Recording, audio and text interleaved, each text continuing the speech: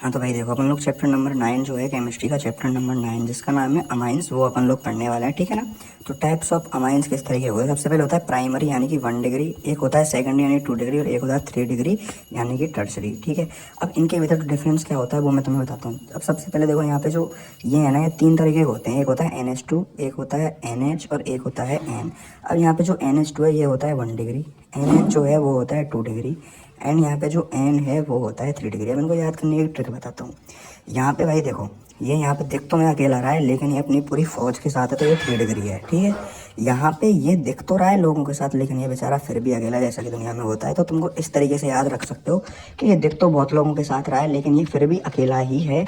और यहाँ पे भाई ये मतलब दिख अकेला रहा है लेकिन भाई इसके पीछे बहुत बड़ा बैकअप है। तो इस तरीके से तुम याद रख सकते हो। और बीच वाला तो बीच वाला है, ये कोई दिक्कत ही नहीं है। तो प्राइमरी अमीन NH2 ग्रुप को कहते हैं, सेकेंडरी अमीन NH ग्रुप को कहते हैं और टर्सरी अमीन N ग्रुप को कहते हैं, ठीक है ना। उसके बाद नेक्स्ट जो अपन का आता है वो आता है स्ट्रक्चर ऑफ अमाइंस। अमाइंस की जो स्ट्रक्चर होती है वो क्या होती है। सबसे पहले हाइब्रिडाइजेशन जो होता है इसका वो होता है sp3। उसके बाद इसका जो एग्जाम्पल है वो अपन लोग ले सकते हैं ट्राई मेथिल अमीन CH3 N, ठीक है। अब यहाँ पे ये 3 डिग्री एमीन है। अब इसके बाद इसकी जो स्ट्रक्चर है वो इस तरीके की होती है। यहाँ पे देखो N एटम का जो हाइब्रिडाइजेशन है वो sp3 हो गया। बॉन्ड एंगल जो कि है वो 108 डिग्री है। मतलब कि यहाँ पे बॉन्ड एंगल की अपन लोग बात करें तो ये वाला देखो जो बॉन्ड तुम्हें दिख रहा है ना, ये वाला जो बॉन्ड है ये 108 डिग्री है। 108 डिग्री क्यों है, वैसे 108 पॉइंट कुछ डिग्री होता है लेकिन थोड़ा सा डिग्री कम इसलिए है क्योंकि यहाँ पे लोन पेयर और बॉन्ड पेयर रिपल्सन हो रहा है। इसकी जो शेप है यहाँ पे जो तुम्हें शेप दिख रही है ये कैसी होती है, इसकी पिरामिडल शेप होती है, ठीक है ना। उसके बाद इसके नॉमेनक्लेचर की अपन लोग बात करें तो नॉमेनक्लेचर 2 तरीके के होते हैं। पहला होता है कॉमन सिस्टम, दूसरा होता है पहला होता है भाई साहब देखो कॉमन सिस्टम, दूसरा होता है IUPAC सिस्टम, ठीक है। कॉमन सिस्टम में भी इसके 3 सब टाइप्स होते हैं। कॉमन सिस्टम में भी 3 सब टाइप्स हो जाएंगे। कॉमन सिस्टम में कौन कौन से सब टाइप होते हैं, कॉमन सिस्टम में होते हैं भाई साहब 2 तरीके के सब टाइप्स। कॉमन सिस्टम में कैसे होते हैं, 2 तरीके के सब टाइप होते हैं। एक तो अपन लोग 1 डिग्री के लिए लिखेंगे और सेकंड जो सब टाइप है, पहला तो क्या करेंगे अपन लोग 1 डिग्री के लिए लिखेंगे और सेकंड जो सब टाइप है वो 2 डिग्री एंड 3 डिग्री के लिए लिखेंगे, ठीक है ना। अब इसके भीतर क्या होता है मैं तुम्हें शुरू से बताता हूँ। देखो नॉमेनक्लेचर अपन लोग करेंगे कॉमन सिस्टम में 1 डिग्री के लिए। 1 डिग्री के लिए कैसे करेंगे, एल्किल एमीन कॉमन नेम लिखेंगे, मतलब मेथ एथ प्रोप। जैसे एक कार्बन हुआ तो मेथाइल, यहाँ पे YL लग रहा है ना तो मेथाइल एथाइल प्रोपाइल एमीन, ठीक है। तो यहाँ पे कैसे करेंगे, जैसे यहाँ पे रखा है CH3NH2 तो यहाँ पे अपन लोग देख रहे हैं एक कार्बन लग रहा है तो हम लोग क्या लिख देंगे मैथ, यहाँ पे YL लग रहा है तो मेथाइल एमीन, ओके। उसके बाद यहाँ पे देखो 2 कार्बन है तो यहाँ पे एथ आइल अमीन, ठीक है ना। अब यहाँ पे देखो क्या है, यहाँ पे देखो अपन को नेक्स्ट जो की है वो यहाँ पे 3 कार्बन की चेन है और यहाँ पे इस वाली जगह पे NH2 जुड़ रहा है तो यहाँ पे हम लोग उसको क्या बोल सकते हैं आइसोप्रोपाइल एमीन, ठीक है। उसी तरीके से टर्टिब्यूटाइल एमीन हो गया, 3 तरफ यहाँ पे CH3 लग रहा है tertbutyl amine. 2 degree and 3 degree amine के लिए अपन लोग क्या करेंगे, यहाँ पे क्या करेंगे, देखो common name of alkyl according to alphabet. यहाँ पे देखो क्या होता है 2 डिग्री में देखो क्या हो रहा है, ANH है बीच में, यहाँ पे इधर भी CH3 और इधर C2H5 है। मतलब कि यहाँ पे एक साइड ये CH3 जुड़ रहा है और दूसरी साइड यहाँ पे C2H5 जुड़ रहा है। अब इसको अपन लोग बोलते हैं मेथाइल और इसको अपन लोग बोलते हैं इथाइल। अब मेथाइल में M है और इथाइल में E है तो इन दोनों में से अल्फाबेट में कौन पहले आता है, ये पहले आता है तो इसलिए अपन लोग एथाइल को पहले लिखेंगे, उसके बाद मेथाइल को लिखेंगे सेकंड नंबर पे, पहले नंबर पे एथाइल को लिखेंगे, उसके बाद सिंपली अपन लोग लगा देंगे एमीन थर्ड नंबर पे एमीन, ठीक है। अब इसमें इस वाले में देखो क्या है, यहाँ पे दोनों तरफ ही CH3 है तो यहाँ पे अपन लोग क्या करेंगे डाई मेथाइल एमीन, ठीक है। यहाँ तक तुम्हारे बात समझ में आ गई। उसके बाद देखो इसमें क्या है, इसमें यहाँ पे CH3 जुड़ रहा है, यहाँ पे C2H5 जुड़ रहा है तो यहाँ पे देखो क्या है इथाइल और यहाँ पे डाई मेथाइल यानी 2 मेथाइल है तो डाई मेथाइल अमीन, ठीक है। यहाँ पे देखो तीनों साइड CH3 जुड़ रहा है ट्राई मेथाइल अमीन, ठीक है। उसके बाद यहाँ पे IUPAC सिस्टम में अपन लोग देखेंगे, IUPAC सिस्टम में अपन लोग क्या देख रहे हैं 4 1 डिग्री एमीन, 4 1 डिग्री एमीन में अपन लोग क्या देखेंगे एल्किल एमीन, एल्किन अमीन। अब देखो अपन लोगों ने कॉमन सिस्टम पढ़ लिया 1 डिग्री के लिए, 2 डिग्री के लिए, 3 डिग्री के लिए। अब अपन लोग IUPAC सिस्टम पढ़ने वाले हैं 1 डिग्री के लिए, 2 डिग्री के लिए, 3 डिग्री के लिए। 1 डिग्री के लिए क्या होता है, सबसे पहले आगे लगता है एल्क और एल्केन एमीन, ठीक है। अब यहाँ पे number of carbon in selected chain, elk का मतलब क्या होता है number of carbon in selected chain. जैसे कि यहाँ पे देखो CH3NH2 दे रखा है तो CH यहाँ पे मतलब एक C है तो एक C का मतलब क्या हो गया मैथिन और यहाँ पे NH2 का मतलब क्या हो गया अमीन तो मैथिन अमीन। C2H5NH2 यानी कि एथिन अमीन, ठीक है। यहाँ पे CH3 NH2 है तो यहाँ पे 1 2 3 है तो यहाँ पे अपन लोग किस तरीके से लिखेंगे प्रोपेन टू अमीन, यानी कि देखो यहाँ पे सेकंड नंबर की पोजीशन पे यहाँ पे एमीन जुड़ रहा है, तो प्रोपेन यहाँ पे 3 कार्बोनेशन क्या हो जाएगी, प्रोपेन टू एमीन, ठीक है। उसी तरीके से देखो इसमें यहाँ पे क्या जुड़ रहा है, 2 मेथाइल प्रोप टू एमीन, ठीक है। यहाँ पे देखो मेथाइल भी सेकंड नंबर की पोजीशन पे है और एमाइन भी जो की है वो सेकंड नंबर की पोजीशन पे है, तो इसलिए 2 मेथाइल प्रोप टू अमीन। अब यहाँ पे वहीं पे अगर अपन लोग बात करें 2 डिग्री अमीन के लिए, तो 2 डिग्री अमीन के लिए अपन लोग आईपीएसी नोमेनक्लेचर किस तरीके से करते हैं, एन एल्काइल एल्केन अमीन। अब यहाँ पे देखो, यहाँ पे ये दे रखा है, यहाँ पे देखो 2 चेन होती हैं, एक तो होती है स्मॉलर, यहाँ पे देखो ये CH3 है ओनली, तो ये हो गई स्मॉलर, ठीक है। और यहाँ पे CH2 CH3 ये हो गई लार्जर चेन, ठीक है। यहाँ पे ये वाले तो हो गई स्मॉलर, ये हो गई लार्जर चेन। अब अपन लोग क्या करते हैं, सबसे पहले स्मॉलर चेन का नाम लिखते हैं, तो यहाँ पे स्मॉलर चेन क्या है, CH3, तो यहाँ पे अपन लोगों ने लिख दिया मेथाइल। उसके बाद यहाँ पे अपन की जो लार्जर चेन है वो क्या है, CH2 CH3, तो उसको अपन लोग लिख दिया एथेन एमीन। यहाँ पे देखो स्मॉलर चेन का पहले लिखेंगे मेथाइल, यहाँ पे जो लॉन्गर चेन है उसको लिखेंगे ethane amine, N single bond methyl ethane amine, ठीक है। उसके बाद CH3 CH2 NH CH2 CH CH2 CH3 N, ठीक है। अब यहाँ पे अपन लोग कैसे करेंगे, सबसे पहले एन लगा दिया। अब यहाँ पे लॉन्गर चेन कौन सी है, ये वाली है, और स्मॉलर चेन कौन सी है, ये वाली है। स्मॉलर चेन क्या है, इथाइल, इथाइल लिख दिया, ठीक है। लॉन्गर चेन क्या है, लॉन्गर चेन प्रोपेन, और उसके पीछे एम अपन लोग लगा देंगे, ठीक है। उसके बाद ये वाला जो नाम आता है इसमें क्या है, N methyl prop two amine. यहाँ पे देखो सेकंड नंबर की पोजीशन पे क्या लग रहा है, सेकंड नंबर की पोजीशन में एमीन लग रहा है, तो यहाँ पे अब देखो ये जो सिंपल सिंपल चीजें तुम लोग खुद से देख सकते हो। 3 डिग्री एमीन में अपन लोग क्या करेंगे, इसका जो फॉर्मेट वो है an common name of alkyl aldehyde alkyl amine, तो यहाँ पे इसका भी नाम देखो, यहाँ पे क्या हो जाएगा, N N ethyl methyl prop amine. अब देखो ये नोमेनक्लेचर जो तो थोड़ा सा बच रहा है वो तुम लोग देख लेना, मतलब एक यही वाला पॉइंट बच रहा है। अब देखो सबसे पहले जो चैप्टर होता है ना वो किस तरीके से डिवाइड होता है, मैं तुम्हें बताता हूँ। जैसे ये एम वाला चैप्टर है, ठीक है। एम वाला चैप्टर में सबसे पहले देखो क्या है, बेसिक इंट्रो है। उसके बाद सेकंड नंबर पे क्या आती हैं, इसके आते हैं प्रिपरेशन मेथड। उसके बाद थर्ड नंबर पे आएंगी इसकी फिजिकल प्रॉपर्टीज, और उसके बाद फोर्थ एंड लास्ट नंबर पे आएंगी इसकी केमिकल प्रॉपर्टीज, ठीक है। अब इसको तुम लोग ऐसे याद रखा, अपन लोगों ने इंट्रो कर लिया, इंट्रो अपन लोगों ने कर लिया। अब अपन को आगे प्रिपरेशन मेथड है, प्रिपरेशन मेथड है कुछ, उसके बाद अपन लोग फिजिकल प्रॉपर्टीज पढ़ेंगे। प्रिपरेशन मेथड कुछ अलग अलग तरीके होते हैं, लेकिन फिजिकल प्रॉपर्टीज सारी की सारी सेम होती है सब लोगों की। जैसे सॉल्युबिलिटी हो गई, ठीक है, सॉल्युबिलिटी के लिए हो गया और बॉइलिंग पॉइंट के लिए हो गया, तो फिजिकल प्रॉपर्टीज में ये आता है। बेसिकली केमिकल प्रॉपर्टीज हैं वो अपन लोग डिस्कस कर लेंगे। तो सबसे पहले अब आ गया यहाँ पे प्रिपरेशन मेथड ऑफ अमीन।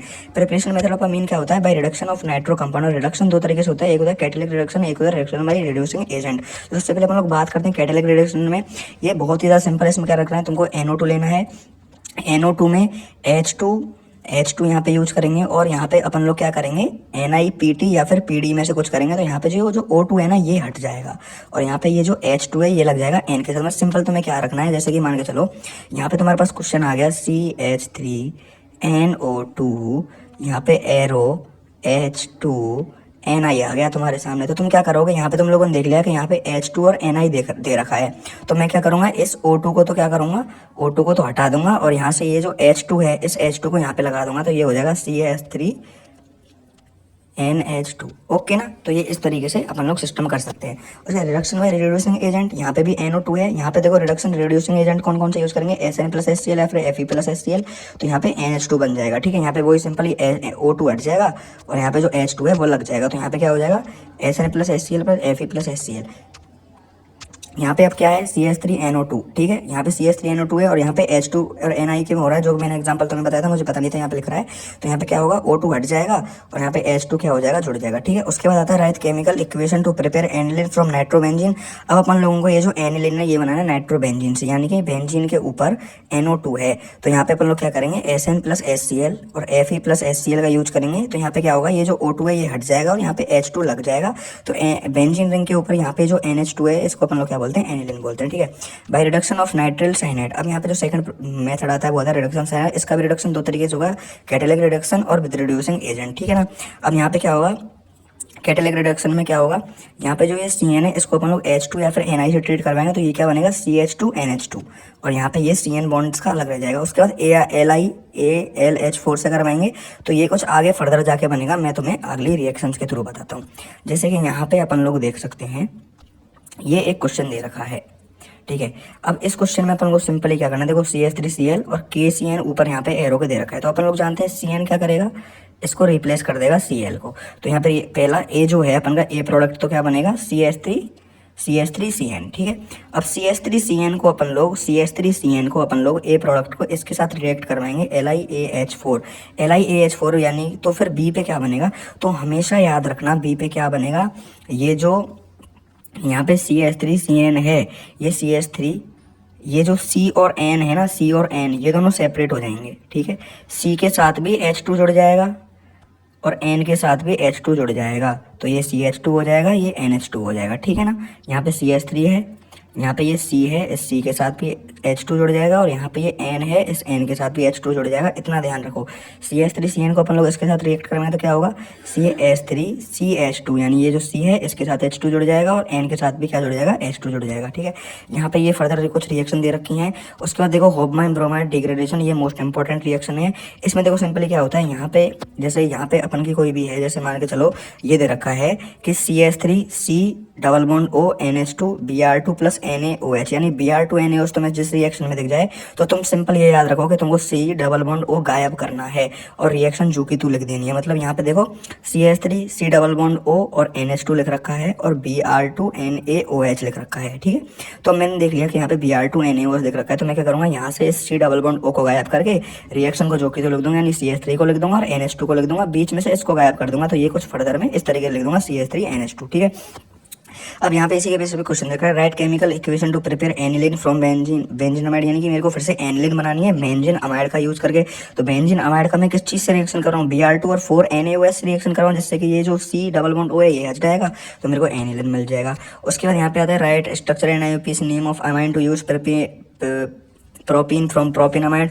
मेरे को ये बनाना है भाई साहब, ठीक है। तो मैं इसके लिए क्या यूज करूंगा, इनके बीच में मैं C डबल बॉन्ड O घुसा दूंगा और इसका प्लस Br2 और 4 ऑन NaOH रिएक्शन करवा दूंगा, 4 NaOH रिएक्शन करवा दूंगा, तो क्या बन जाएगा भाई साहब, ये प्रोडक्ट हमारा बन जाएगा। अब एनिलीन मेरे को बनाना है, तो एलिनीन बनाने के लिए मैं कौन सा अमाइड यूज करूंगा भाई साहब, बेंजीन अमाइड यूज करूंगा, अभी पढ़ चुके हैं। उसके बाद आता है गैब्रियल पैथियोलामाइड रिएक्शन। गैब्रियल पैथियोलामाइड रिएक्शन थोड़ा समझने वाली चीज़ समझना, इसकी देखो ये वाली जो स्ट्रक्चर है ये तुम्हें याद रखनी पड़ेगी, ठीक है। इसका अपन लोग क्या करेंगे, KOH के साथ क्या करवाएंगे, रिएक्शन करवाएंगे। तो यहाँ पे ये जो OH है वो इस H को यानी कि पानी निकल जाएगा बाहर, ठीक है, पानी क्या निकल जाएगा, बाहर निकल जाएगा, और यहाँ पे ये जो K है वो N के साथ जाके जुड़ जाएगा, यानी कि ये पूरा पार्ट और यहाँ पे ये K आ गया यहाँ पे, तो ये भाई सब बन गई कुछ अपन की इस तरीके की रिएक्शन। अब इसमें क्या करेंगे अपन लोग, -KX करेंगे, यानी कि यहाँ से K हट जाएगा और यहाँ पे जो X है ये भी हट जाएगा। अब यहाँ पे ये जो R है ये यहाँ पे जाकर जुड़ जाएगा, तो ये क्या हो जाएगा NR, ठीक है। अब इसको 2NaOH के साथ करेंगे तो यहाँ पे RNH2 बनेगा, इसको तुमको याद रखने की जरूरत है नहीं, मेजर प्रोडक्ट ही वैसे रिएक्शन रखते हैं तो RNH2 बन जाएगा। यहाँ से देखो सिंपली क्या किया, N के साथ K लगा दिया, K लग गया। उसके बाद सेकंड स्टेप में N के साथ R लगा देंगे, K को हटा के K को माइनस कर देंगे, R को प्लस कर देंगे। उसके बाद 2NaOH के साथ रिएक्शन करके RNH2 बना देंगे, ठीक है। उसके बाद आता है एमिलोलाइसिस ऑफ हैलाइड। एमिलोलाइसिस में क्या करेंगे, सिंपल तुम याद रखो CX बॉन्ड जो है वो अपन लोग तोड़ेंगे, ठीक है ना, और RX बॉन्ड को अपन लोग जोड़ेंगे, ठीक है। अब यहाँ पे जैसे अपन यहाँ पे दे रखा है RX प्लस NH3, अब यहाँ में अपन लोग इसमें अपन लोग क्या करेंगे, यहाँ पे प्लस RX करेंगे अपन लोग, तो प्लस RX में अपन लोग क्या करेंगे, यहाँ पे सिंपल तुम ये याद रखो कि तुम्हें एक H हटाना है, एक H रिमूव करना है और एक R क्या करना है, जोड़ना है, एक H क्या करना है, हटाना है, यानी कि क्लीवेज ऑफ CX बॉन्ड अपन को करना है। मतलब कैसे करेंगे, यहाँ पे देखो ये CX बॉन्ड है, तो यहाँ पे देखो अब क्या करेंगे, यहाँ पे देखो RX प्लस NH3 है, तो R को अपन लोग क्या करेंगे, यहाँ पे NH2 कर दिया, ठीक है, यानी कि यहाँ से अपन लोगों ने एक H हटा दिया। अब यहाँ पे प्लस RX करेंगे, तो अपन लोग क्या लॉजिक पड़ा, H को हटाओ R जोड़ो, तो यहाँ पे H2 था, इसको अपन लोगों ने क्या कर दिया NH, यानी NH2 था, इसको अपन लोगों ने क्या कर दिया NH और एक R जोड़ दिया। उसके बाद फिर से प्लस RX करेंगे, एक H जो यहाँ पे है उस H को यहाँ पे हटा दिया और एक और R जोड़ दिया। उसके बाद फिर से प्लस RX करेंगे, तो यहाँ पे R तो 4 हो जाएंगे, अब यहाँ पे H है ही नहीं हटने के लिए, तो N प्लस में चला जाएगा और X माइनस में चला जाएगा, ठीक है। उसके बाद आती है फिजिकल प्रॉपर्टीज, यानी sorry preparation method of amines. Preparation method of amines, sorry preparation method of amines नहीं, फिजिकल प्रॉपर्टीज ऑफ अमीन। अब यहाँ पे अपन लोग पढ़ने वाले हैं फिजिकल प्रॉपर्टीज ऑफ अमाइन। अब देखो याद रखना, बॉइलिंग पॉइंट जो होता है यहाँ पे ये जो प्राइमरी और सेकेंडरी अमाइंस है इनका ज़्यादा होता है। क्योंकि ज़्यादा होता है क्योंकि यहाँ पे देखो H2 है और यहाँ पे H है, लेकिन टर्सरी अमाइन में कोई भी तरीके का H बॉन्ड नहीं होता है। तो इस वजह से क्या होता है कि प्राइमरी और सेकेंडरी का जो बॉइलिंग पॉइंट है वो ज़्यादा होता है। Because in 1 and 2 degree maximum molecular association occur due to H bond. यहाँ पे ज़्यादा H बॉन्डिंग है तो इस वजह से मैक्सिमम मॉलिकुलर एसोसिएशन ऑकर होता है। इस वजह से यहाँ पे क्या होता है, बॉइलिंग पॉइंट ज़्यादा होता है। यहाँ पे आते हैं टर्सरी अमाइन। टर्सरी अमाइन में कोई भी H बॉन्ड प्रेजेंट नहीं है, इस वजह से ये इसका जो बॉइलिंग पॉइंट है ये क्या होता है, कम होता है। उसके बाद देखो आता है आइसोमेरिक अमाइन बॉइलिंग पॉइंट। यहाँ पे भी प्राइमरी सेकेंडरी टर्सरी होता है कुछ इसी तरीके से। उसके बाद out of CH3N and CH CH3, CH2, CH2, NH2, तो इनमें से किसका ज़्यादा बॉइलिंग पॉइंट है? तो अपन लोग देख सकते हैं ये जो है वो 3 डिग्री है, ठीक है, और ये यहाँ पे 1 डिग्री, तो अपन लोग जानते हैं 1 डिग्री का ज़्यादा होता है बॉइलिंग पॉइंट, तो 1 डिग्री का हो गया। सॉल्युबिलिटी क्या है? Aliphatic amines are soluble in water. देखो एक चीज़ याद रखो हमेशा, बॉइलिंग पॉइंट और सॉल्युबिलिटी जो होती है वो डायरेक्टली प्रोपोर्शनल होती है एच के, ठीक है। अगर वो पूछ रहा है बॉइलिंग पॉइंट ज़्यादा क्यों है, तो molecular association of H bond, और सॉल्युबिलिटी ज़्यादा क्यों है? Because they form H bond with water. Simple. Boiling point ज़्यादा क्यों है? एच बॉन्ड की वजह से, और सॉल्युबिलिटी ज़्यादा क्यों है? एच बॉन्ड की वजह से। इतना ध्यान रखो, ठीक है। Aliphatic amines soluble water because they form H bond with water molecule, ठीक है। यहाँ तक तुम्हारी बात समझ में आ गई? ओके भाई, समझ में आ गई, बिल्कुल। उसके बाद देखो एमेन्स जो होते हैं ना वो एल्कोहल से कम सॉल्युबल होते हैं। क्यों एल्कोहल से कम सॉल्युबल होते हैं?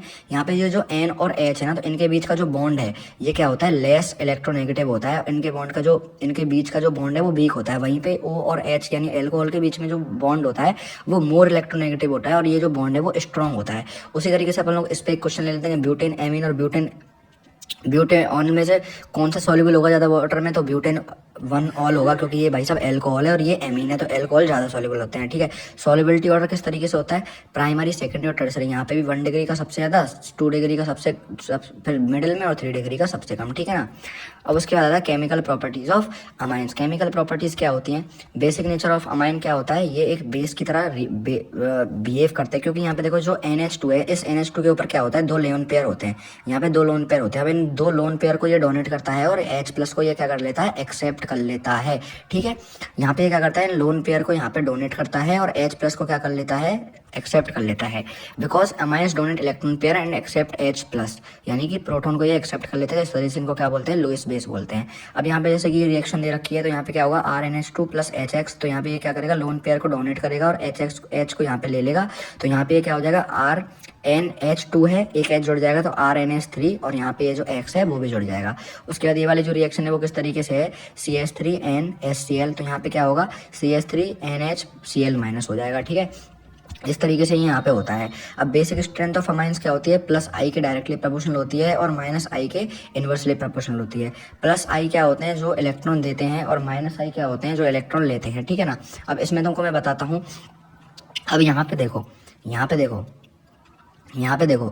पे ये जो n है, यानी कि ये जो 3 डिग्री n है, इस n के पास देखो 3 R हैं, यानी कि 3CH3 भी हो सकता है, C2H5 हो सकता है, कुछ भी हो सकता है। इनके 3 I इफेक्ट हो गए, तो इसलिए ये जो होंगे ये ज़्यादा तकड़े वाले क्या होंगे? ये बेसिक स्ट्रेंथ होंगी इनकी ज़्यादा। जैसे कि इसमें एक क्वेश्चन रख रहा है, by alkyl amine RNH2 is stronger base than ammonia. तो यहाँ पे देखो RNH2 है और यहाँ पे NH3 है, तो यहाँ पे ये जो R है ये क्या करेगा? +I इफेक्ट शो करेगा इस NH3 के संग, तो इस वजह से ये क्या करेगा? +I इफेक्ट शो करेगा NH3 के संग, तो इस वजह से क्या होगा कि यहाँ पे ये जो है ये स्ट्रॉन्गर बेस हो जाएगा, ठीक है। और यहाँ पे कोई भी +I इफेक्ट शो नहीं हो रहा है, तो इस वजह से वीकर बेस हो जाएगा। क्यों? क्योंकि देखो यहाँ पे फिर से यहाँ पे आंसर में भी लिख रखा है, ये R क्या करेगा? ये क्या करेगा? इलेक्ट्रॉन डेंसिटी को इंक्रीज करेगा, यानी कि ये इलेक्ट्रॉन को देगा, NH2 को क्या देगा? इलेक्ट्रॉन देगा, तो इलेक्ट्रॉन डेंसिटी इंक्रीज होगी, तो H+ को ईजिली ले लेंगे। अब यहाँ पे क्या है? इलेक्ट्रॉन डेंसिटी कम है, क्योंकि भाई कोई +I इफेक्ट शो कर ही नहीं रहा। जैसे मैं तुम्हें बताता हूँ, यहाँ पे क्या है भाई साहब? RNH2, ठीक है। तो R क्या कर रहा है? इसको इलेक्ट्रॉन दे रहा है, इसको इलेक्ट्रॉन दे रहा है, इसको इलेक्ट्रॉन दे रहा है, तो ये इलेक्ट्रॉन क्या करना चाहेंगे? इलेक्ट्रॉन क्या होते हैं? नेगेटिव होते हैं, तो वो क्या चाहेंगे कि वो पॉजिटिव H+ है, पॉजिटिव जो H+ है इसको ले लें, ठीक है। अब यहाँ पे भैया के पास कोई है ही नहीं जो इसको इलेक्ट्रॉन दे, तो इसके पास बहुत कम इलेक्ट्रॉन है, तो इलेक्ट्रॉन डेंसिटी कम है, तो ये क्या करेगा? H+ को ले तो लेगा, लेकिन बहुत डिफिकल्टी के साथ लेगा। उसके बाद आता है why methyl amine is stronger base than NH3, तो in methyl amine methyl group shows +I effect and electron density increase, और nitrogen therefore electron pair is available for accepting H। हाँ तो भाई लोग उसके बाद नेक्स्ट क्वेश्चन की ओर अपन लोग बढ़ते हैं। यहाँ पे देखो ये जो सारी चीज़ें दे रखी हैं, ये फालतू की चीज़ें दे रखी हैं, तो इनसे कोई अपन को लेना देना है नहीं। हाँ उसके बाद देखो यहाँ पे ये जो वाली जो इंपॉर्टेंट है, ये वाली इंपॉर्टेंट चीज़ है, why aromatic amines is weaker base. Aromatic amine जो होते हैं वो बीकर बेस क्यों होते हैं? Why aniline has maximum pKb due to resonance its lone pair is easily available for H+। ये जो रेजोनेटिंग स्ट्रक्चर है ये बहुत ही ज़्यादा मोस्ट इंपॉर्टेंट है एनिलीन की, तो इस रेजोनेटिंग स्ट्रक्चर को बिल्कुल राइट लेना, ठीक है। ये पेपर के अंदर 99% चांसेस है कि पूछी जा सकती है। अब यहाँ पे जो नेक्स्ट टॉपिक आता है वो आता है 1 degree amine react with chloroform in present of base. यहाँ पे देखो ये जो 1 डिग्री अमाइन है RnH2, ये क्या करेगी, क्लोरोफॉर्म के साथ रिएक्ट होगी, किससे, बेस के प्रेजेंस में। तो क्या बनेगा भाई साहब, RnC, 3KCl 3H2 को याद रखो, मत रखो, कोई दिक्कत नहीं है। जैसे कि यहाँ पे ये रिएक्शन दे रखी है, मेथिनामीन यहाँ पे दे रखा है CH3NH2, यहाँ पे इसको अपन लोगों ने क्लोरोफॉर्म के साथ रिएक्ट किया, CHCl3, उसके बाद 3KOH अपन लोगों ने लगाया, तो यहाँ पे क्या बनेगा, CH3N अलग हो जाएगा, यहाँ से ये जो C है ये इसके साथ जुड़ जाएगा, और इस प्रोडक्ट को याद रखो मत रखो कोई दिक्कत नहीं है। यानी कि तुमको सिंपल याद रखना है, बस CH3NC बनेगा। जैसे कि ये वाली रिएक्शन में क्या होगा, C6N5H N यहाँ से आ जाएगा और C यहाँ से आ जाएगा, C6H5NC यहाँ से बन जाएगा। उस तरीके से देखो ये रिएक्शन दे रखी है, छोटा सा एग्जांपल दे रखा है, इस एग्जांपल के थ्रू अपन लोग समझते हैं क्या होने वाला है क्या नहीं होने वाला है। यहाँ पे दे रखा है CH3Cl, यहाँ पे दे रखा है KCN, तो क्या होगा वैसे, ये जो CN है इसको Cl को रिप्लेस कर देगा, CH3CN हो जाएगा, ठीक है। अब यहाँ पे LiAlH4 दे रखा है, LiAlH4 यानी कि रिडक्शन होगा, तो यहाँ पे क्या होगा, ये जो CN है ये C और N, यानी कि ये C इधर आ जाएगा CH2 हो जाएगा, N इधर आ जाएगा NH2 हो जाएगा। तो यहाँ पे देखो ये दोनों सेपरेट हो जाएंगे, CH3 CH2 और NH2। यहाँ पे CH3 तो यूं का तू, C के पास में H2 और N के पास में भी H2। उसके बाद यहाँ पे CH3 और KOH, यानी कि अपन लोगों ने क्लोरोफॉर्म और बेस की प्रेजेंस में इसका रिएक्शन करवा दिया, क्या बनेगा, यहाँ पे देखो, यहाँ पे CH3 CH2 और N यहाँ पे अपने पास आ जाएगा और C यहाँ से चला जाएगा, तो CH3 CH2 और N C यहाँ पे हो जाएगा, ठीक है। उसके बाद रिएक्शन में एरियल सल्फाइड क्लोराइड, यानी कि देखो यहाँ पे एक चीज होती है हिंसबर्ग रिएजेंट, ये मोस्ट इंपॉर्टेंट चीज है भाई साहब, हिंसबर्ग रिएजेंट बिल्कुल लिख के ले लो, ठीक है ना, 101% आएगा हिंसबर्ग रिएजेंट। हाफ ईयरली के पेपर के भीतर पूछा गया था इससे क्वेश्चन। हिंसबर्ग रिएजेंट क्या होता है, यहाँ पे सबसे पहले होती है बेंजीन रिंग, यहाँ पे S के ऊपर O नीचे O और यहाँ पे होता है भाई साहब Cl, ठीक है, C6H5SO2Cl। अब यहाँ पे क्या होता है, 1 डिग्री अमीन को जब अपन लोग हिंसबर्ग के साथ रिएक्ट करवाएंगे तो एक सब्सटेंस बनेगा सल्फोनेएमाइड, जो कि सॉल्युबल होगा किसमें, अल्काली यानी कि बेस में, ठीक है। 2 डिग्री अमाइन को अपन लोग रिएक्ट करवाएंगे तो वो जो प्रोडक्ट बनेगा वो इनसॉल्युबल होगा एल्केन में। और 3 डिग्री अमाइन को जब अपन लोग रिएक्ट करवाएंगे तो नो रिएक्शन, यानी कि अपन लोग इससे 1 डिग्री 2 डिग्री और 3 डिग्री अमाइन का पता लगा सकते हैं। अगर 1 डिग्री अमाइन अपन लोग डालेंगे हिंसबर्ग रिएजेंट में तो भाई साहब क्या होगा, सॉल्युबल चीज बनेगी। 2 डिग्री को डालेंगे, 2 डिग्री को डालेंगे, 2 डिग्री को डालेंगे तो सॉल्युबल नहीं होगा, ठीक है। 3 डिग्री को डालेंगे तो भाई साहब रिएक्शन ही नहीं होगी, ठीक है। मतलब 1 डिग्री को डालेंगे तो क्या होगा, सॉल्युबल बनेगा, 2 डिग्री को डालेंगे तो सॉल्युबल नहीं बनेगा, 3 डिग्री को डालेंगे तो सारी रिएक्शन ही नहीं होगी, ठीक है ना। उसके बाद देखो यहाँ पे इससे कुछ रिएक्शन दे रखे हैं, CH3NH2, और यहाँ पे ये जो है ये अपन का वही है ना हिंसबर्ग रिएजेंट है, तो इसको बस उल्टा करके लिख दिया, पहले ये बेंजीन रिंग इधर थी और Cl इधर था, अब बेंजीन रिंग को इधर पहुंचा दिया और Cl को इधर पहुंचा, वो बेंजीन रिंग को इधर पहुंचा दिया, Cl को इधर पहुंचा दिया, बस उल्टा करके लिख दिया। अब अपन लोग सिंपल क्या रखना है, अपन को HCl निकालना है, रिएक्शन जो कि तो लिख देंगे। जैसे अपन के सामने ये वाली रिएक्शन दे रखी है तो इसमें अपन लोग क्या करेंगे, 20 से HCl निकाल देंगे और N को और S को बिल्कुल अपन लोग N टर्मिनल से जोड़ देंगे, जैसे यहाँ पे जोड़ दिया, ठीक है ना। उसके बाद यहाँ पे ये वाली रिएक्शन है, इसमें भी क्या होगा, HCl, ठीक है, यहाँ पे भी क्या होगा, ये HCl उड़ जाएगा, HCl उड़ जाएगा, ये वाला टर्मिनल और ये वाला टर्मिनल आपस में कनेक्ट हो जाएंगे, NCH3SO2, ठीक है ना। उसके बाद क्या हुआ है, Hinsberg test is used in distinguishing, जो मैं पहले बता चुका हूँ, 1 डिग्री 2 डिग्री और 3 डिग्री पता करने के लिए। उसके बाद बेंजोलिएशन, 1 डिग्री और 2 डिग्री अमाइन में रिएक्शन होगी, लेकिन 3 डिग्री अमाइन के साथ रिएक्शन नहीं होगी बेंजोलिएशन की, ठीक है ना। Write structure and IUPAC name of product which is obtained on benzoylation of aniline. Benzoylation of aniline में क्या होगा, यहाँ पे HCl यहाँ पे ये उड़ जाएगा और यहाँ पे ये जो C डबल बॉन्ड C6H5 है ये इस C6H5 के साथ जुड़ जाएगा, ठीक है ना। तो ये चीज होने वाली है। रिएक्शन विद नाइट्रस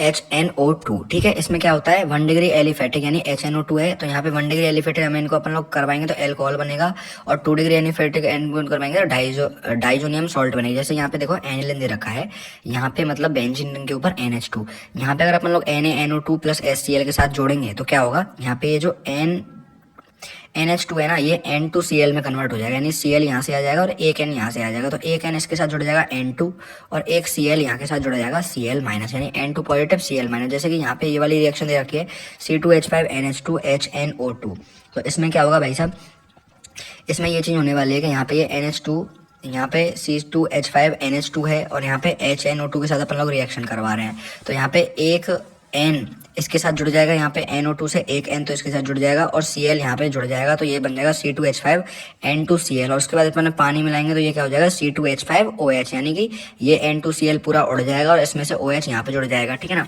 उसके बाद अपन के जो नेक्स्ट चीज आती है वो आती है इलेक्ट्रोफिलिक सब्स्टिट्यूशन रिएक्शन। अब इलेक्ट्रोफिलिक सब्स्टिट्यूशन रिएक्शन में सिंपल चीजें होती हैं, देखो एक चैप्टर में समझ जाओगे तो बहुत अच्छा रहेगा, सारे चैप्टर में काम आती है। इसमें क्या होता है, कोई भी इलेक्ट्रोफाइल होता है, वो इलेक्ट्रोफाइल क्या होता है, या तो ऑर्थो और मेटा पे अटैक करेगा, या फिर तीनों पोजीशंस पे अटैक करेगा, या फिर तीनों पोजीशंस पे अलग अलग अटैक करेगा। मतलब एक चीज समझो, या तो वो ऑर्थो और पैरा पे एक साथ अटैक करेगा, या फिर वो ऑर्थो, पैरा और पैरा तीनों पर अटैक करेगा, ठीक है, तीनों पर एक ही रिंग के भीतर अटैक करेगा, या फिर वो ऑर्थो, पैरा और पैरा पर अलग अलग तरीके से अटैक करेगा। जैसे कि देखो इसमें ऑर्थो और पैरा दोनों जगह पर है, ठीक है, इसमें देखो ऑर्थो, पैरा और फिर यहाँ पे देखो पैरा, ऑर्थो और फिर पैरा तीनों पोजीशन में है एक ही रिंग के अंदर, और यहाँ पे देखो ऑर्थो, पैरा, वो सॉरी पैरा, ऑर्थो और पैरा, और यहाँ पे क्या है भाई साहब, ये थोड़ी ऑर्थो, मेटा और ये पैरा है, सॉरी मैंने गलती कर दी।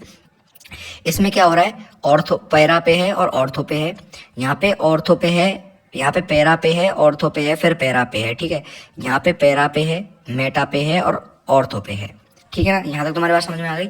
या तो दोनों में अलग अलग करेगा, या फिर तीनों का एक साथ होगा, या फिर तीनों में अलग अलग करेगा। जैसे इसमें आता है ब्रोमिनेशन। ब्रोमिनेशन में क्या होगा, जब ब्रोमीन वाटर के साथ होगी ना रिएक्शन, तो एक में ही तीनों जुड़ जाएंगे, और जब विदाउट ब्रोमीन वाटर होगी, अब जैसे यहाँ पे देखो ब्रोमीन वाटर के साथ रिएक्शन हो रही है, तो क्या हो रहा है भाई साहब, तीनों के साथ एक साथ जुड़ रहा है। लेकिन अपन को अब क्या चाहिए, अपन को चाहिए कि अपन लोग बी आर को सिर्फ यहाँ पे ही कंट्रोल करें, यहाँ पे मतलब अपन को चाहिए कि अपन को बी आर सिर्फ यहीं पे चाहिए, सिर्फ अपन को बी आर किस पे चाहिए, पैरा पोजीशन पे चाहिए, अपन को बी आर किस पे नहीं चाहिए, ऑर्थो में यहाँ पे नहीं चाहिए और यहाँ पे भी नहीं चाहिए, अपन को सिर्फ पैरा पोजीशन पे बी आर चाहिए। ये पोजीशन पैरा होती है, मैंने शायद पहले इस पोजीशन को ऑर्थो बोल दिया, गलती कर दी, ठीक है।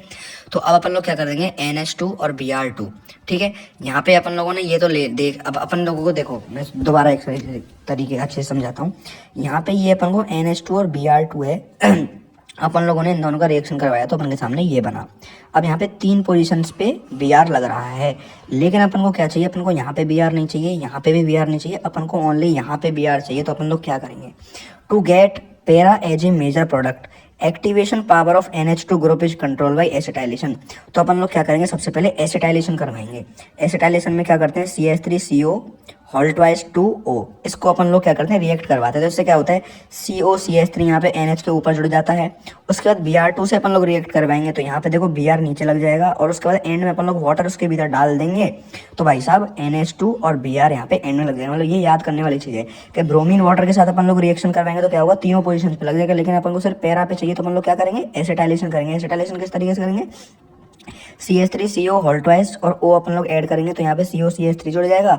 Br2 अपन लोग ऐड करेंगे तो NHCOCH3 और Br यहाँ पे नीचे जुड़ जाएगा। फिर उसके बाद अपन लोग इसमें पानी डालेंगे, यानी कि H+ और OS- डालेंगे। तो भाई सब क्या होगा, यहाँ से ये जो बन रहा है ये हट जाएगा, और यहाँ पे NH2 बन जाएगा और Br बन जाएगा। इस तरीके से सारी चीज़ों में ये आने वाला है। नाइट्रेशन में क्या होगा भाई साहब, सिंपली नाइट्रेशन में जब अपन कंसंट्रेशन HNO3 डालेंगे तो 2% अपन को क्या मिलेगा, ये वाला प्रोडक्ट मिलेगा, 51% ये वाला, और 47% ये वाला प्रोडक्ट मिलेगा, ठीक है ना। इसमें भी अपन लोगों को क्या करना है, पैरा चाहिए, तो पैरा के लिए अपन लोग क्या करेंगे, एसिटाइलेशन करेंगे। इसमें वही सेम प्रोसेस करेंगे, एसिटाइलेशन के लिए वही चीज़ मिल जाएगी। सल्फोनेशन में क्या होगा, HSO4 यहाँ पे जुड़ जाएगा, ठीक है। सल्फोनेशन में क्या होगा, HSO4 यहाँ पे जुड़ जाएगा। तो यहाँ पे क्या होगा भाई साहब, जैसे कि यहाँ पे ये वाली रिएक्शन दे रखी है, C6H5NH2 कंसंट्रेशन H2SO4 डाला, तो भाई साहब क्या होगा, सबसे पहले क्या होगा, यहाँ पे HSO4 जो है ये ऊपर जुड़ जाएगा इसके पास, ठीक है। और यहाँ पे ये जो H यहाँ से यहाँ पे ये ले जाएगा NH3, ठीक है। तो ये NH3 हो जाएगा सबसे पहले, तो ठीक है। अब यहाँ पे HSO4 है, ये HSO4 यहाँ पे लग जाएगा, ठीक है ना। उसके बाद अपन लोग क्या करेंगे, इसके ऊपर यहाँ पे यहाँ पे NH2 है। अब यहाँ पे NH2 क्या होगा, यहाँ पे देखो अपन का जो H निकला नीचे, इसके साथ अपन का SO3 आगे जुड़ जाएगा, तो SO3H हो जाएगा। उसके बाद यहाँ से ये वाली जो रिएक्शन बनेगी वो बन जाएगी NH3SO2, यानी कि अपन लोग इसमें भी एसिटाइलेशन जैसी कुछ प्रोसेस करने वाले हैं। उसके बाद aniline does not show Friedel Crafts reaction, ये सारी चीज़ें देखो पढ़ने वाली चीज़ें हैं, तो तुम लोग पढ़ना। उसके बाद आ जाता है अपन का पार्ट बी यानी डाइजोनियम सॉल्ट। पार्ट बी यानी डाइजोनियम सॉल्ट। डाइजोनियम सॉल्ट का जो जनरल फॉर्मूला होता है वो होता है RN2X-, N2 पॉजिटिव, X- या फिर AR। यहाँ पे AR का मतलब होता है बेंजीन रिंग, ठीक है। AR का मतलब क्या होता है, बेंजीन रिंग, या फिर R का मतलब होता है CH3 C2H5, ऐसे वाली चीज़ें, ठीक है। नोमेनक्लेचर क्या होता है, सिंपल होता है इसका, benzene diazonium name of anion. जैसे कि यहाँ पे दे रखा है C6H5N2Cl-, या फिर ये वाला तुमको दे देगा तो क्या लिखना है तुमको, बेंजीन डाइजोनियम क्लोराइड, ठीक है। Br होता है तो बेंजीन डाइजोनियम ब्रोमाइड, ठीक है। इस तरीके से तुम लोग कर सकते हो। जैसे कि यहाँ पे दे भी रखा है C6H5N2HSO4 यानी बेंजीन डाइजोनियम हाइड्रोजन सल्फेट, ठीक है। C6H5N2B4 लग रहा है बेंजोनियम डाइजोनियम फ्लोरोबोरेट। अब यहाँ पे आती है अपन की स्टेबिलिटी। स्टेबिलिटी क्या होती है, एरोमेटिक डाइजोनियम सॉल्ट की जो होती है वो एलिफेटिक डाइनोजियम यानी कि CH3, मतलब R जो होते हैं ना, R का मतलब होता है CH3 C2H5 इनसे ज़्यादा स्टेबिलिटी किसकी होती है, इनसे ज़्यादा स्टेबिलिटी बेंजीन रिंग की होती है, ठीक है ना। बेंजीन रिंग की इनसे ज़्यादा क्या होती है, स्टेबिलिटी होती है। जैसे कि क्यों होती है भाई साहब, क्योंकि बेंजीन रिंग वालों में क्या होता है, रेजोनेंस होता है, ठीक है। तो रेजोनेंस की वजह से ये ज़्यादा स्टेबल होते हैं, और बिना बेंजीन रिंग वालों में रेजोनेंस नहीं होता है, तो इस वजह से ये क्या नहीं होते, ज़्यादा स्टेबल नहीं होते। In aromatic diazonium salt is more stable due to resonance, but aliphatic diazonium salt is less stable due to absence of resonance. ये जो रेजोनेटिंग स्ट्रक्चर है ना भाई साहब, मोस्ट इंपॉर्टेंट होती है, याद कर लेना। Physical properties of diazonium salt क्या है, benzene diazonium chloride is colourless होती है, सॉल्युबल इन वाटर होती है, does not react with cold water but react with hot water, benzonium diazonium fluoride stable at room temperature. याद करने वाली चीज़ें याद कर लेना, ठीक है। Chemical properties of diazonium salt क्या होती है, substitution by Cl minus Br minus and Cn minus, ठीक है। सैंडमेयर रिएक्शन, जैसे कि अब यहाँ पे देखो ये वाली जो रिएक्शन है ना पूरी इस पेज में मैंने सिमटा के रख दी है बिल्कुल इन हैंड रिटन नोट्स में। तो इसमें क्या होगा, जब ये बेंजीन के ऊपर N2Cl यानी कि जो डाइजोनियम सॉल्ट है, ठीक है, इसको अपन लोग इस तरीके से लिख सकते हैं। अगर अपन इसको Cu2Cl2HCl से रिएक्ट करवाएंगे तो क्या होगा, यहाँ पे ये जो प्रोडक्ट है C6H5Cl प्लस N2 बनेगा। अगर Cu2Br2HBr से हम रिएक्ट करें तो क्या होगा, C6H5 के साथ यहाँ पे Br जुड़ जाएगा, C6H5 के साथ Br और N2 बाहर निकल जाएगा। यहाँ पे CuCN दे रखा है तो C6H5 के साथ यहाँ पे Cn जुड़ जाएगा, N2 बाहर निकल जाएगा। ये सिंपल बात है। If Cu powder is taken in place of Cu then this reaction is Gattermann reaction. अगर इस Cu पाउडर इस, अब छोड़ो भाई इन सब चीज़ें, वरना तुम लोग ही कन्फ्यूज हो गए, ठीक है ना। अपन लोग यहाँ पे थे गटरमान रिएक्शन में क्या था वो छोड़ो, गटरमान का अपन को कोई मतलब नहीं है। सब्स्टिट्यूशन ऑफ आई, ठीक है। अब यहाँ पे क्या होगा, जैसे ये वाली रिएक्शन दे रखी है C6H5N2Cl माइनस Ki, तो यहाँ पे क्या होगा, N2Cl के साथ ये I सब्स्टिट्यूट कर जाएगा, तो यहाँ पे C6H5I N2। ये भी सिंपल चीज़ें हैं। सब्स्टिट्यूशन ऑफ F के सब्स्टिट्यूशन में क्या होगा, इधर से ये जो F है यहाँ पे, अब जैसे देखो यहाँ पे N2Cl है, ठीक है, N2, अब यहाँ पे ये BF4 है तो ये BF4 यहाँ पे जाकर लग जाएगा, और ये HCl जो कि हैं ये HCl उड़ जाएंगे हवा में। जैसे यहाँ पे C6H5 है, N2 है, उसके साथ अपन का ये BF4 लग जाएगा, और ये जो HCl हैं ये उड़ जाएंगे हवा में, ठीक है। सब्स्टिट्यूशन बाई OH वाले सब्स्टिट्यूशन में क्या होगा, यहाँ पे ये देखो जो OH है इसमें से वो जाकर C6H5 के साथ जुड़ जाएगा, N2Cl बाहर निकल जाएंगे, ठीक है। NO2 वाले में क्या होगा, यहाँ पे NO2 वाले में सिंपली NO2 लग जाएगा और N2 बाहर निकल जाएगा, ठीक है। सब्स्टिट्यूशन और H वाले में क्या होगा, H वाले में सिंपली क्या होगा, इसके साथ C6H5 के साथ एक H जुड़ जाएगा तो ये C6H6 बन जाएगा, यानी कि बेंजीन बन जाएगा पूरा का पूरा, ठीक है। ठीक है, अब अपन लोग लास्ट के पेजेस पे हैं, तो लास्ट के पेजेस में क्या है, एक कपलिंग रिएक्शन होती है, ये इंपॉर्टेंट रिएक्शन है, इन विच N2 इज प्रोडक्टेड, ठीक है, ये छोड़ो। कपलिंग रिएक्शन क्या होती है, in this reaction diazonium salt is treated like aromatic compound like an phenol aniline, it is then colourful digest form, such reaction is known coupling reaction. इसको तुम लोग याद करना, इसके ये दो एग्जांपल्स हैं, इनको याद कर लेना। अगर तुमसे कपलिंग रिएक्शन के बाद पूछता है तो ये डेफिनेशन लिख देना कपलिंग रिएक्शन की, और इन वाले फॉर्मूले को इजी तरीके से लिख देना। तो यही थी वीडियो, किस लिए कमेंट बताना, इससे ज़्यादा बाहर कुछ नहीं आएगा, बस इस पीडीएफ को वर्ड इसकी लिंक डिस्क्रिप्शन में जाइए। थैंक्स फॉर वॉचिंग, एंड अगर आप लोगों ने ये क्लास देख लिया है तो कमेंट बॉक्स में यस लिख देना। Thanks for watching.